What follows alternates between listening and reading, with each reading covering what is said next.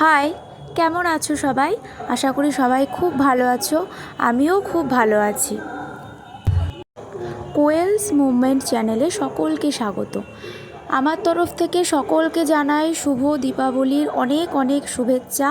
বড়দের আমার প্রণাম, ছোটদের অনেক ভালোবাসা। নদিয়া জেলার আড়ংঘাটায় কালী ঠাকুর দেখতে যাওয়ার কিছু মুহূর্ত তোমাদের সাথে শেয়ার করলাম। তো প্রত্যেকবারের মতো এবারও মন কেড়েছে সবার আড়ংঘাটার ঠাকুর। তো দেখতে থাকো, তোমাদেরও খুব ভালো লাগবে।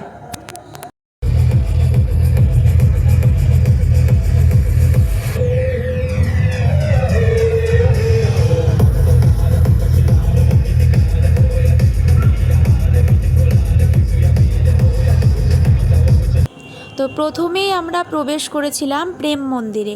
তোমরা দেখতেই পাচ্ছ কতটা সুন্দর করেছে প্যান্ডেলটা।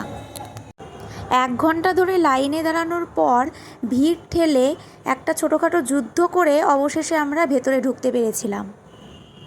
লাইন দিয়ে ঠাকুর দেখাটাও একটা মজা। কে কে লাইন দিয়ে ঠাকুর দেখতে ভালোবাসো কমেন্ট সেকশানে একটু জানিও।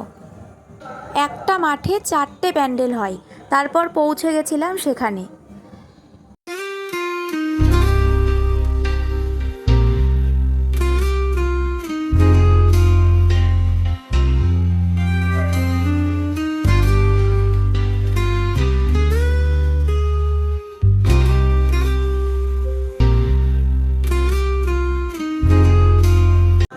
প্রত্যেকটাই খুব সুন্দর হয়েছিল, তবে এটা আরও বেশি আকর্ষণীয় হয়েছিল। এই যে কাঁচটা প্যান্ডেলটা দেখতে পাচ্ছ, প্যান্ডেলটার টোটাল কারুকার্যটাই কাঁচ দিয়ে করা হয়েছিল। এমনকি ভেতরের ডেকোরেশনও ছিল কাচের, আর প্রতিমাটাও কাচের তৈরি প্রতিমা ছিল।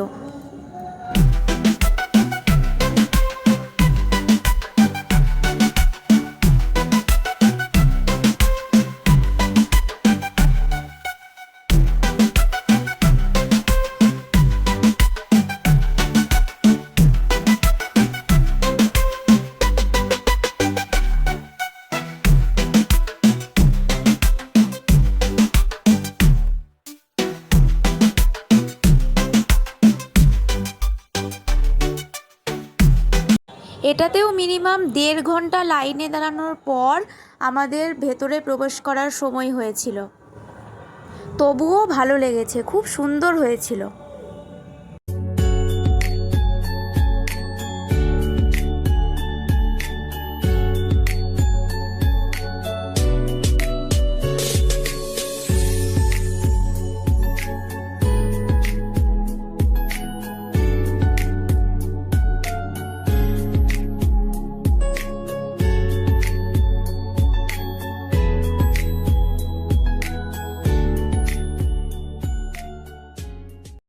এই যে প্রতিমাটা দেখছো, প্রতিমাটা পুরো কাচের তৈরি।